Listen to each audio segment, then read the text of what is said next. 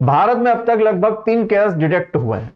इसके बाद उज्जैन जिला स्वास्थ्य विभाग ने भी सतर्कता बरतना शुरू कर दी है। किसी भी प्रकार की संक्रमण पाए जाने की स्थिति से निपटने के लिए वो पूरी तरह तैयारी कर चुका है।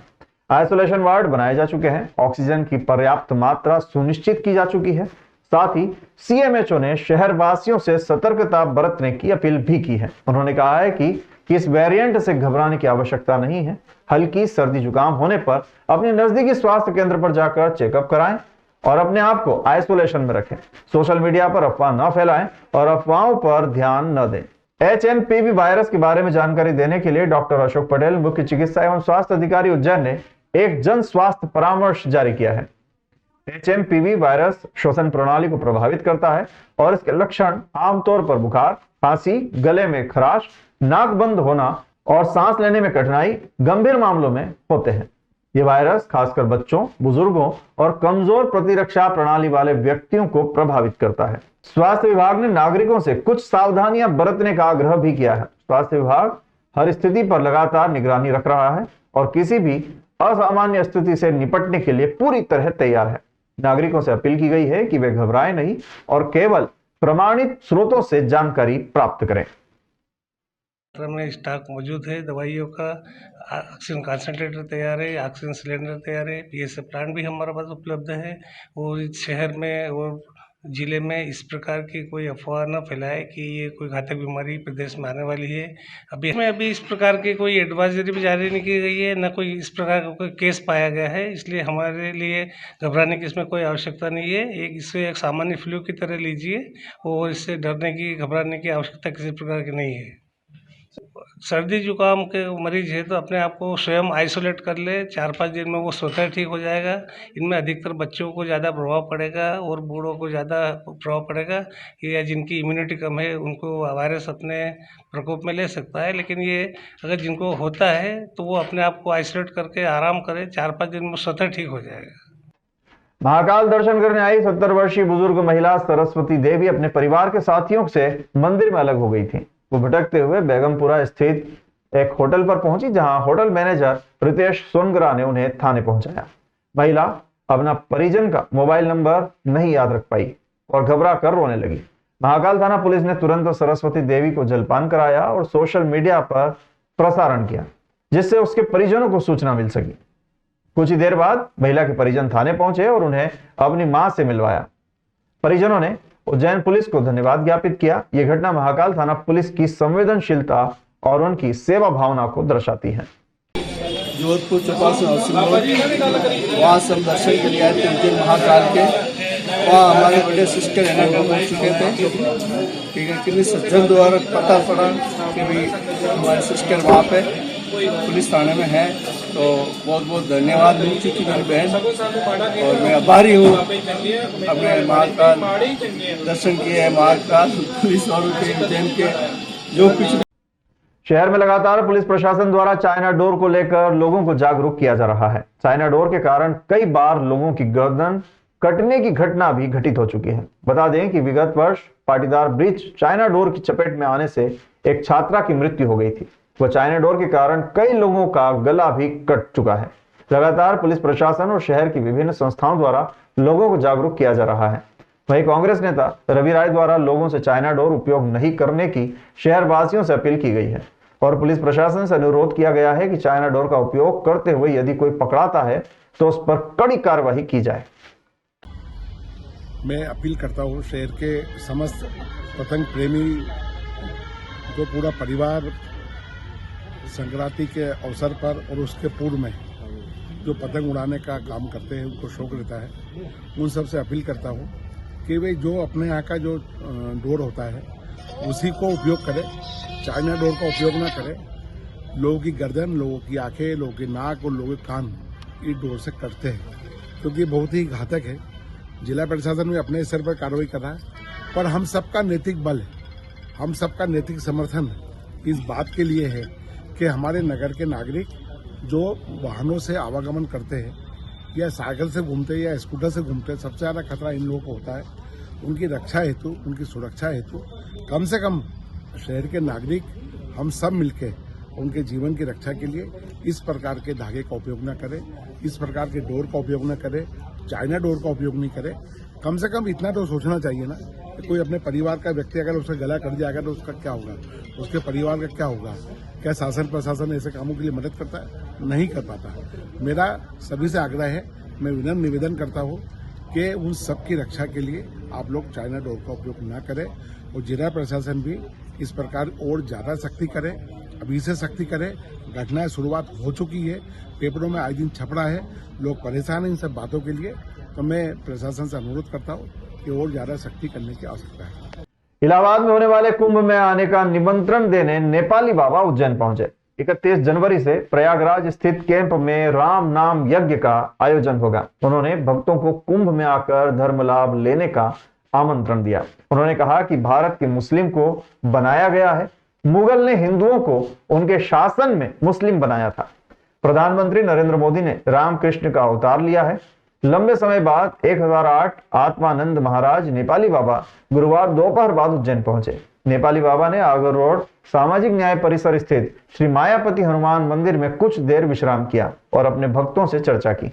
नेपाली बाबा ने बताया कि प्रयागराज महाकुंभ में उनके कैंप में शामिल होने के लिए उनके भक्तों को आमंत्रण देने वो आए हैं। सभी भक्त कुंभ में आकर लाभ लें, क्योंकि वर्षों के बाद ये महाकुंभ लगता है। इस समय जो महाकुंभ की भूमि पर पहुंचता है उसको मोक्ष की प्राप्ति होती है। कुंभ में जो प्राणी भाग न ले, दर्शन स्नान न करें, यज्ञ यापन न करें, तो मानव कैसे सिद्ध कर पाएंगे कि हम मनुष्य हैं। ये सनातन धर्म का सबसे बड़ा पर्व है, इसीलिए अपने भक्तों को आमंत्रण देने वो यहाँ आए हैं। सिंहस्थ में भी नेपाली बाबा का करीब 50 बीघा क्षेत्र में कैंप और सबसे बड़ा अन्न क्षेत्र लगता है। यज्ञ हवन होते हैं। 31 जनवरी से प्रयागराज कुंभ में राम नाम का बड़ा महायज्ञ होने जा रहा है। उन्होंने कहा कि भारत के मुस्लिम को बनाया गया है, मुगल ने हिंदुओं को उनके शासन में मुसलमान बनाया था। तो मुझको आने से ये हो जाएगा कि बाबा हम लोग को आमंत्रित किया है ना, दूसरा कोई उद्देश्य नहीं था। जैसे हमारे मुख्यमंत्री हैं, चाहे और सब जगत भगत हैं, तो ये तो होगा ना कि बाबा जरूर आए थे, हम लोग को आमंत्रित किया, क्योंकि हम अवधवासी हैं, हमारे उत्तर प्रदेश मुकाम है, स्थान है। तो आपको निमंत्रण देने के लिए मैं आया हूँ। निमंत्रण देकर के कल मैं निकल जाऊँगा। हमारे कुंभ के अंतर्गत ये तो संसार की शांति के लिए कुंभ होता है ना। जो वहाँ जाएगा उसको शांति मिलेगी, उसको कल्याण होगा, वो आरोग्य मिलेगा, सद्बुद्धि मिलेगी। कुंभ तो शांति के लिए किया जाता है। कुंभ शांति के लिए हमारी पुरानी परंपरा है। सनातन धर्म में वेद शास्त्रों के अनुकूल वहाँ जो जाएगा उसको शांति मिलेगी, लेकिन जो गलत करेगा उसको दंड तो मिलना चाहिए। यज्ञशाला बनाने का कारण, जैसे अपना सिंहस्थ उज्जैन है, तो सब अपना घर बनाते हैं। कोई भी आता है तो अपना रहवास, लैट्रिन, बाथरूम, एसी, डीसी सब लगाते हैं, लेकिन हम तो भगवान के लिए बनाते हैं। उसमें 1008 शिवलिंग की स्थापना करते हैं। 1100 दंपति भगवान के नाम के मंत्रों द्वारा आहुति करते हैं। तो जब भगवान के लिए, अपने लिए क्या बनाना है, जो कुछ करो सो ईश्वर के लिए करो। जब ईश्वर के लिए करोगे तो आपका अपने आप हो जाएगा, आपका कल्याण अपने आप हो जाएगा। कांग्रेस हो चाहे भाजपा हो, हम सबसे जानना चाहते हैं कि जो हमारे भारत के जो भी मुस्लिम है, सत्यता आप लोग भी कुछ बताइए कि क्या वास्तविक में वो मुस्लिम है कि हिंदू है। आज हमारे सर्वविदित मालवा प्रांत में और उज्जैन कुंभ में, चाहे कुंभ 2004 का हो, 16 का हो और आने वाला 28 का हो, चाहे कुंभ इलाहाबाद का हो, सबसे बड़ा कैंप, सबसे बड़ी विशाल यज्ञशाला, अभी 17 मंजिल की यज्ञशाला इलाहाबाद कुंभ में बन चुकी है। 72 बीघा जमीन महाराज जी को आवंटित हुई है, जो सबसे ज़्यादा ज़मीन है। उज्जैन कुंभ में भी मंगलनाथ के पीछे करीब महाराज जी को 55 बीघा जमीन का आवंटन होता है। किसी भी संत महात्मा को इतनी बड़ी ज़मीन नहीं दी जाती है। महाराज जी आज आए थे उज्जैन। उन्होंने इलाहाबाद कुंभ के लिए अपने भक्तों से, अपने गुरु भक्तों से, अपने श्रद्धालुओं से चर्चा की है कि वे कब और किस प्रकार वहाँ पहुँच रहे हैं। अभी महाराज जी यहाँ से खासरोड जाएंगे। संपूर्ण मालवा प्रांत में महाराज जी का बहुत सारे भक्त हैं और सब लोग मिलकर के, हम सब लोग मिलकर के जो कुंभ अमृत कुंभ जो हो रहा है इलाहाबाद में, हम सब लोग वहाँ पर भाग लेंगे और वहाँ की जो भी व्यवस्था है उन सब व्यवस्था को संभालेंगे। ये हमारे सत्य सनातन धर्म का एक बहुत बड़ा आयोजन होता है, जिसमें हम लोग ये मानते हैं कि संपूर्ण सृष्टि के जितने भी देवी देवता तीनों लोक में निवास करते हैं वो 1 महीने के समय कुंभ में ही निवास करते हैं सब। और इंद्र भी अगर होगा तो वो अपना सिंहासन को छोड़ के जहाँ भी कुंभ होता है वे वहाँ पे अपना स्थान प्राप्त करते हैं। उज्जैन शहर में उज्जैन विकास प्राधिकरण और सेंट मैरी स्कूल के बीच 0.5 हेक्टेयर जमीन को लेकर विवाद सामने आया है। विकास प्राधिकरण का दावा है कि यह जमीन ऋषिनगर योजना की है, जबकि सेंट मैरी स्कूल का कहना है कि यह जमीन कई सालों से उनके पास है। यह विवाद अब कोर्ट में पहुंच गया है और दोनों पक्ष अपने अपने दावों को मजबूती से प्रस्तुत कर रहे हैं। विकास प्राधिकरण के सीईओ संदीप सोनी ने बताया कि सर्वे नंबर 759 और 758 पर रकबा कम आने के कारण 2019 में सीमांकन दल गठित कर सीमांकन करवाया गया था। उन्होंने कहा कि स्कूल संचालक प्राधिकरण की जमीन पर निर्माण कार्य कर रहे थे, जिसे रुकवाया गया है। दूसरी ओर सेंट मैरी स्कूल के वकील मुरारीलाल पाठक ने बताया कि स्कूल में 1961 से इस जमीन पर कब्जा ले रखा है। उन्होंने कहा कि प्राधिकरण ने 2019 में सीमांकन के बाद दावा प्रस्तुत करना था, लेकिन ऐसा नहीं किया गया। उन्होंने कहा कि कोर्ट ने 13 तारीख तक इस भूमि पर स्टे दिया है। इस मामले में अब कोर्ट का फैसला महत्वपूर्ण होगा। विकास प्राधिकरण और स्कूल प्रशासन दोनों ही अपने अपने दावों को मजबूती से प्रस्तुत करेंगे। कोर्ट के फैसले से इस जमीन के मालिकाना हक का फैसला होगा। असल में क्या है, इसमें सन 2019 में इनके द्वारा सीमांकन का कार्य करवाया गया था। तो हमने सीमांकन के संबंध में जब 11/4/19 को इन्होंने पंचनामा बनाया था, तो सेंट मैरी स्कूल की तरफ से और चर्च की तरफ से आपत्ति उसी दिन ये की गई थी कि सीमांकन की जो कार्रवाई की जा रही है वो गलत है। उसके बावजूद वो जो सीमांकन का पंचनामा बना था और प्रतिवेदन दिया गया था, उस प्रतिवेदन में ही राजस्व अधिकारी ने ये अंकित किया था कि डायोसिस की जो भूमि सर्वे क्रमांक 747 की है, उसकी आकृति में खसरे के हिसाब से मिलान नहीं हो रहा है और इनका रकबा जो है 0.309 हेक्टेयर कम आ रहा है। ऐसी स्थिति में जो इनने नप्ती की थी वो इनके ही अधिकारियों के द्वारा ये कब्जा बता रहे हैं, वो गलत है। तो हमने 12 तारीख को ही सेंट मैरी स्कूल की तरफ से डायोसिस की तरफ से उसमें आपत्ति प्रस्तुत कर दी गई थी कलेक्टर के सामने। कलेक्टर महोदय के बाद में तहसीलदार महोदय को आपत्ति दी, अनुविभागीय अधिकारी महोदय को दी और जो नक्शे में त्रुटि थी उस नक्शे की त्रुटि को सुधार करने के लिए भी आवेदन पत्र प्रस्तुत किया था। उन आवेदन पत्रों को वहाँ पंजीबद्ध भी किया गया, पर आज तारीख तक उन आवेदन पत्रों पर क्या उनके द्वारा निराकरण किया गया है ये किसी भी राजस्व अधिकारी ने यहाँ पर डायोसिस को नहीं बताया और कोई तारीख पेशी नहीं लगी है। अब अगर मान लिया जाए उनका ये कहना है कि अवैध कब्जा है और जब राजस्व अधिकारी ये कह रहे कि नक्शा गलत है, तो इनको वैधानिक प्रक्रिया अपना करके और आधिपत्य प्राप्त करने के लिए 2019 के बाद में दावा प्रस्तुत करना था, पर मनमाने तरीके से आकर के और यहाँ कब्जे की कार्रवाई प्रारंभ कर रहे हैं। जो उज्जैन विकास प्राधिकरण की योजना ऋषिनगर योजना है और उसी के 2 सर्वे नंबर हैं 758 और 759। चूँकि ये नोटिफाइड योजना है और ये सभी सर्वे नंबर जो गज़ट नोटिफिकेशन होता है उसके पश्चात ही योजनाएं नोटिफाइड होती हैं। 759 और 758 पर जो रकबा है वो कम आने के कारण ही सन 2019 में एक सीमांकन दल गठित किया गया था जिला प्रशासन की तरफ से और सीमांकन किया गया था। उस सीमांकन में ये सामने आया था कि जो हमारे 758 और 759 सर्वे नंबर से लगी हुई ज़मीन है, जो कि सेंट मैरी स्कूल के पास में है, उस सर्वे नंबर में हमारी जो ज़मीन है 758 759 का, उसको लगभग 0.5 हेक्टेयर के आसपास ज़मीन पर कब्जा सेंट मैरी स्कूल का पाया गया था। सीमांकन से क्लियर होता है कि उस सर्वे नंबर की बाउंड्री लाइन क्या है। चूँकि सर्वे नंबर की बाउंड्री लाइन बहुत क्लियर हो चुकी थी 2019 से सीमांकन में ही, तो इसी तारतम्य में जिला प्रशासन से निवेदन करने पर जिला प्रशासन की टीम परसों 7 तारीख को लगभग 2-3 बजे जिला प्रशासन की टीम में तहसीलदार RI पटवारी और हमारी जो उज्जैन विकास प्राधिकरण की टीम है उसमें हमारे संपदा अधिकारी से लेकर सभी इंजीनियर्स वहाँ पर उपस्थित हुए। रेवेन्यू टीम के द्वारा नप्ती करने पर जो सीमांक चिन्ह है वो बताए गए और उसके पश्चात जो सीमांक चिन्ह है उसके आधार पर हमारे द्वारा जो हमारी ज़मीन है उसे कब्जा प्राप्त किया गया 7 तारीख को।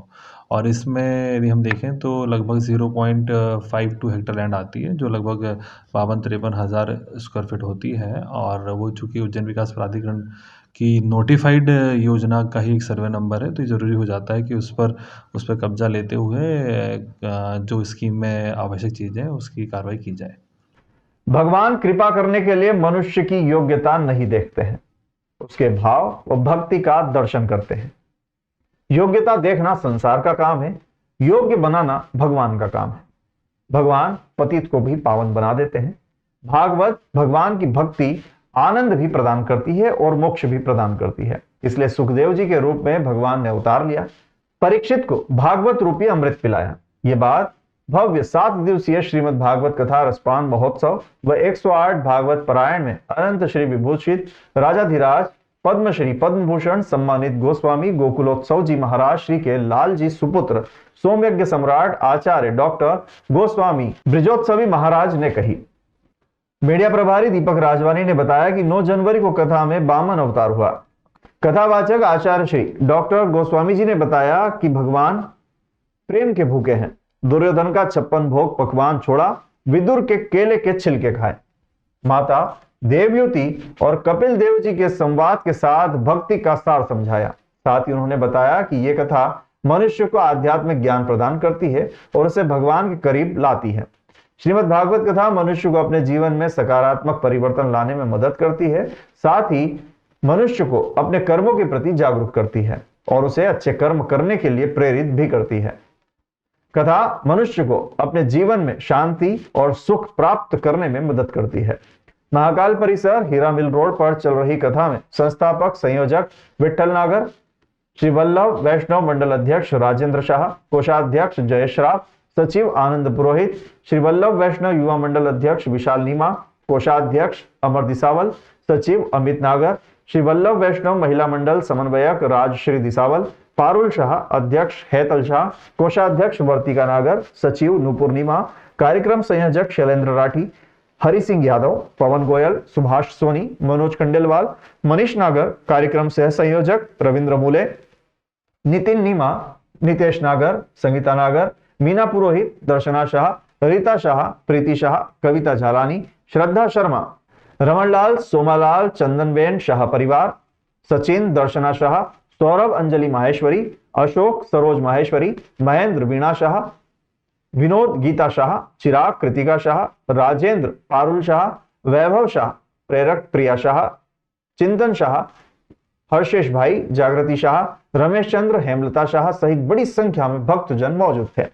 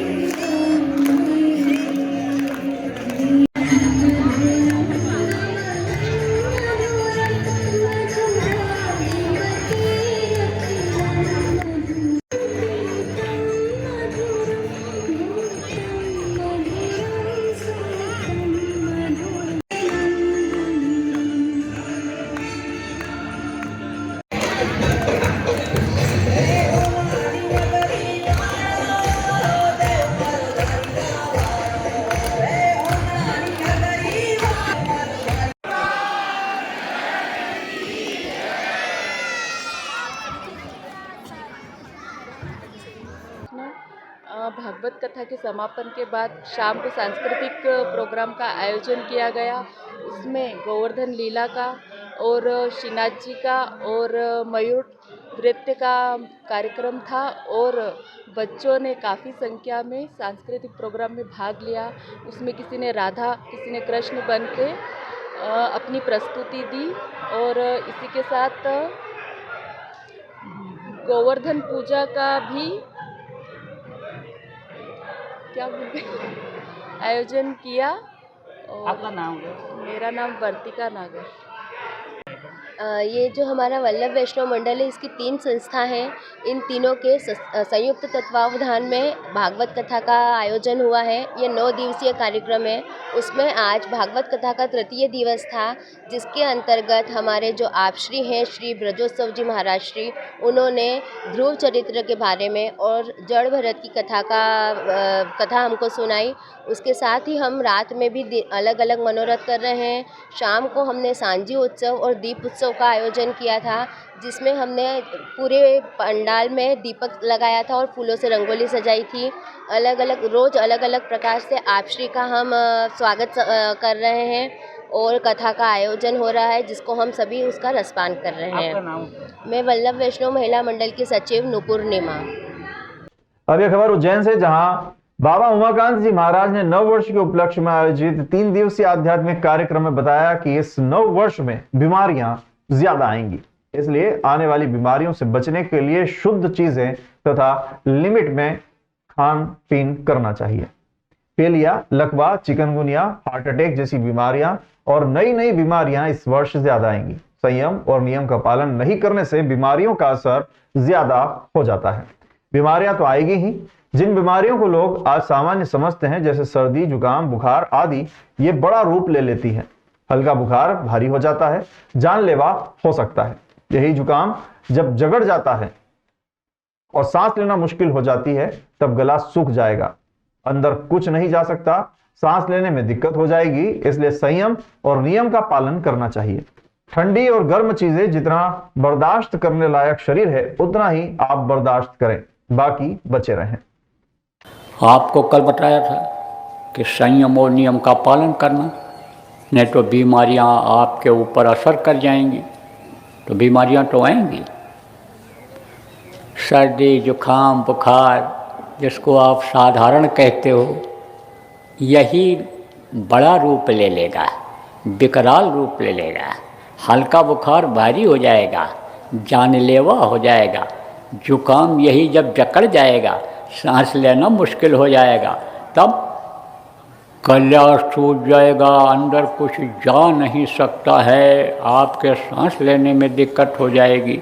इसलिए संयम और नियम का पालन करना, ठंडी, गर्मी और ये चीज़ें जो यानी जितना ही बर्दाश्त करने के लायक शरीर है, उतना ही आप बर्दाश्त करना, बाकी बचे रहना।